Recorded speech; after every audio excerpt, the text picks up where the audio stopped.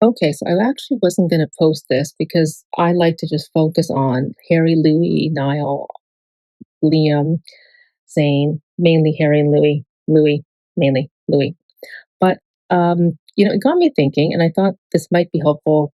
So feel free to comment. But in the previous video, I did talk about how being a Louis Tomlinson fangirl has been so helpful in so many different ways of my life, unbelievably so.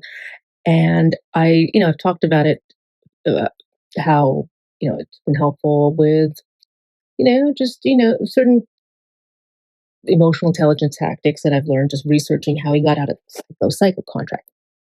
Now,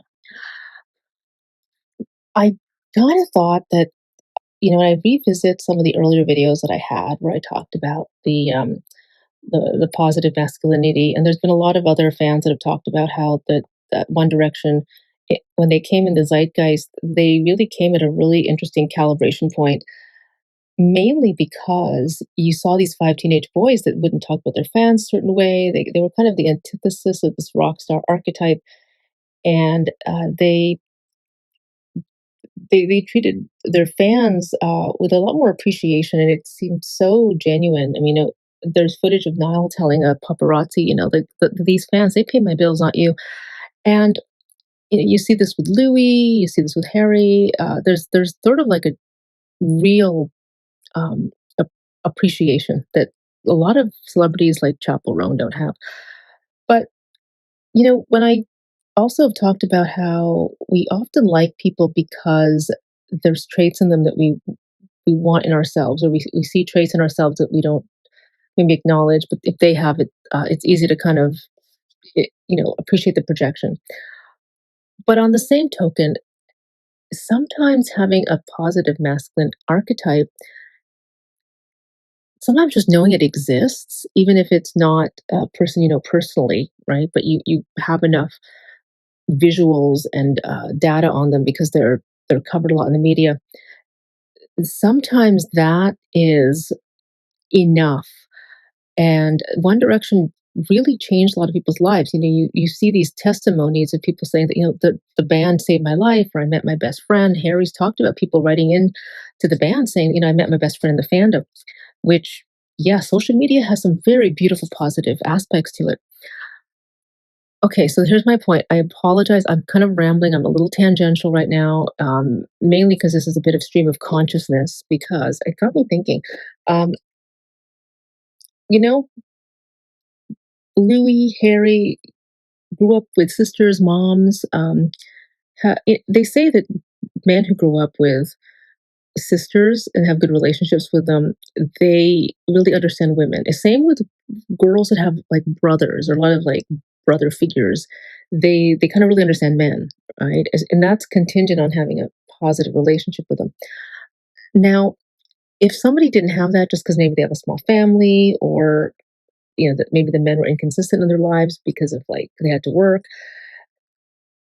having the archetype and the example of a Louis and a Harry pays dividends. And I am, again, I've always said I'm not the demographic that the band targeted or that the marketing targeted. I'm way older.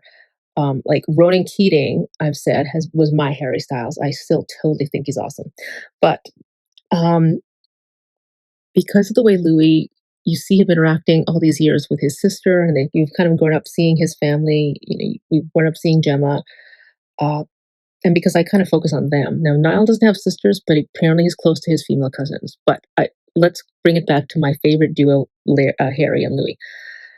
Okay, personal share. Very rare that I share this, but I could not think of any other way without it sounding way too analytical and clinical. And I think when you get too much into the academia of it, you lose the punch of the message. Okay, so there's a meme that goes that I've seen on Facebook where it says this person like runs into their ex, and the ex says, "Are you still Ms. or Mrs.?" Right? Or Ms., Miss, or Ms., Miss, or Mrs. And then the female replies, "Doctor." Well, I had a very similar experience last year, 2024. I, it's funny. the way Facebook works, because I was suggested a friend, and it was somebody that I don't even think I dated the guy. It was, went on like 3 dates with him, whatever. Um, like 10 years earlier, right when I was just started grad school, and it's weird that Facebook suggested him because my Facebook, my account wasn't around back 10 years ago. My phone number that I have, it the one I had 10 years ago is totally it's gone. I have a new one because I switched plans. Long story short, I don't know how Facebook recommended him because we're not even like we weren't even we had no mutuals. But long story short, these algorithms are crazy. And I figured, you know what? I have no bitter feelings. I never thought I'd marry the guy. So I kind of said, "Hey, Ken, how are you?" Um, because there's people you meet and you run into them and you just want to like, hey, check in. And it wasn't a bad experience, but no hard feelings. Maybe you'll make a new friend or a new contact. That's literally all it was. And before I knew it, he was, I don't know, he must have been hard up, but he was thinking that I had an ulterior motive, all this shit, right?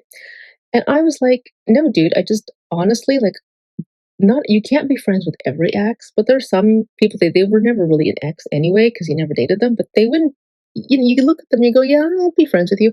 So long story short, I think he somehow had a belief that I was interested in something else, which I'm like, no, because dude, you basically have yet another child with another baby mama, and yeah, she used you for like a green card. So I really hate that. This like people who are foolish enough to be used. So where I'm going, so this is how Harry and Louis, they like the benefits of a Larry girl is that you don't put up with toxic masculinity. So I 10 years ago, well now it's 11 years ago, but anyway, in 2014 I was not really into One Direction at all. So it's just retroactively came in my life at the right time, but um Ken somehow, because he somehow had ulterior, he misinterpreted things, wouldn't take no for an answer, would say these things like, it was like a very short reunion of like barely 3 weeks, where he would be like, because he had moved to like Los Angeles and I'm like up in like Marin County, and he was saying things um, like, when your friend asks you what you're doing. So I was like, oh, yeah, Saturday I've got to do this, and I have to go get like I'm getting a touch up for my Botox because I am totally open about this stuff. I live at the medical health spa, like I'm vain as shit, right? And then he started saying like, "Why are you doing that? Like it's too much money." Da, da, da, da. And I'm like, "Dude, you're not my dad, okay? My dad doesn't care." And then I said, "Well, like I have loyalty points so that." Eventually I can get it for half off, or I sometimes go when they need guinea pigs for continuing ed classes where nurses are learning how to be cosmetic injectors. I get it half off. But fundamentally, who cares? It's not your pocketbook. And why do you even care anyway? Like, whatever. And then he'd make these comments like, oh, um, he had because he ended up becoming a Facebook friend, and then he saw this photo that I posted where I was like, just kind of like buzzed because my friend who just does ombre brows, which is like the next stage of micro needling, redid my eyebrows and they were totally symmetrical. I was like, just so thrilled because you know what? It's a girl thing.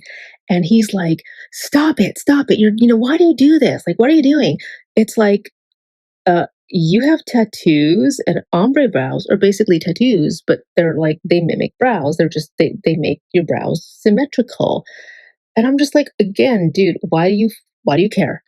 Um, and I was kind of thinking, maybe like he's really frugal and stuff, and he thinks that spending on your appearance is a bad thing. And I'm like, ever since I began teleworking, I save like a lot not commuting. Look at gas prices in California. So I just feel that for my own well-being and stress management, my minimizing my cortisol levels, whatever, is going to the medical spa. Like I have a membership, like, and I get all the deals and the discounts because I've been doing this for years. And it turned into him basically having an issue with the fact that I was doing a doctorate. Stop doing it. That's enough. Me wanting to learn like master German, which is like my dream, so that I can read the original Carl Jung and Sigmund Freud in the original Deutsch. And it's like, why? That's just too much. And then I'm like, what's your problem? Um, Even like, having a Wyoming LLC because, one wants to maybe one day move there, whatever. And just constant like questioning why I was doing things. Sometimes it's like maybe it's about money, or maybe he was just wondering why women spend this much. I don't know. Dude, you have two daughters. Like, you should get ready for this shit. Like, um, and it got to the point where I'm just like, you're trying to control me. So really, I gave you longer than I should have, right? And then, all this time I'm looking at like footage of like Louis, because before I started this channel, I was like really fangirling just as a bit of, taking my mind off work, just focus on something unwork related. And I'm looking at like Louis and his relationship with like Lottie, and his relationship with his twin sisters, and how they're influencers. And then you look at like Carrie and Gemma, and I'm just like, you know what? They would like never talk to their sisters like that, and they would most likely. I'm willing to put money down. They would not let a guy talk to their sister like that. I mean, I know Gemma's like married, has a kid, and all that, but like, back when she was single, or you get the drift, right? And I just was like, it's one of those moments where it's like, what would Louis do? Well, I saw footage of Louis talking to his twin sisters, Phoebe and Daisy, about how it's really important for them to finish sixth form, or like finish school, because he was paying for it. What an amazing big brother, honestly.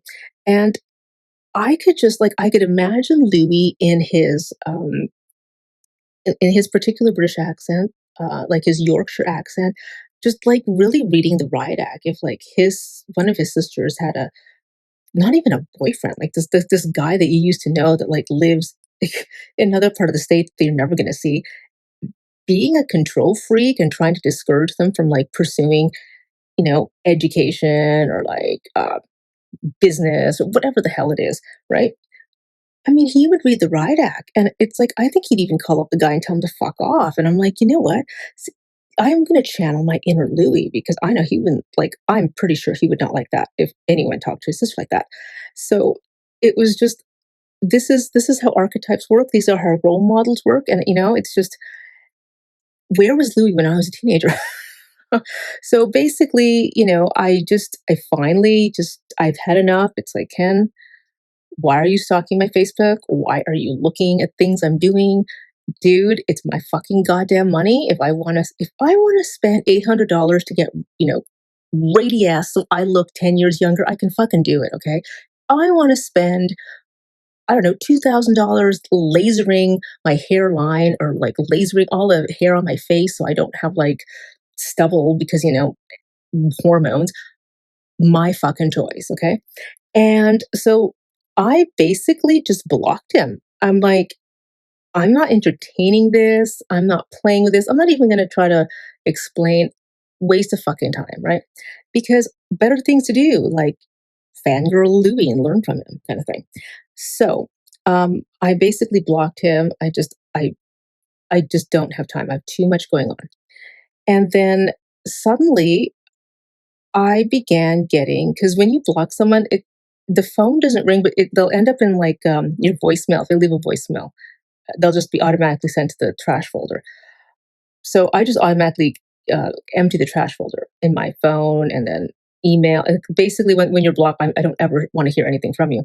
But I began getting this phone call from this 213 number. And I'm like, why is it calling me so late? I figured it's a telemarketer.